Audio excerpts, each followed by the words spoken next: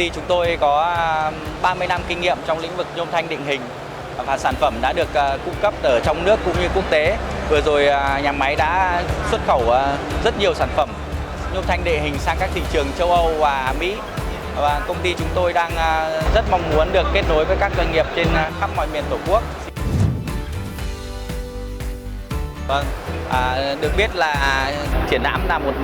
nơi để hội tụ các doanh nghiệp trên toàn quốc và chúng tôi mong muốn được tham gia triển lãm cũng như là kết nối với các doanh nghiệp trên toàn quốc để có cơ hội hợp tác kinh doanh trong lĩnh vực ngành nghề của mình. Qua 2 ngày triển lãm chúng tôi đã gặt hái được rất nhiều thành công, tham gia được rất nhiều, gặp gỡ được rất nhiều các bạn bè trong ngành nghề của mình cũng như là các cơ hội hợp tác kinh doanh trong tương lai.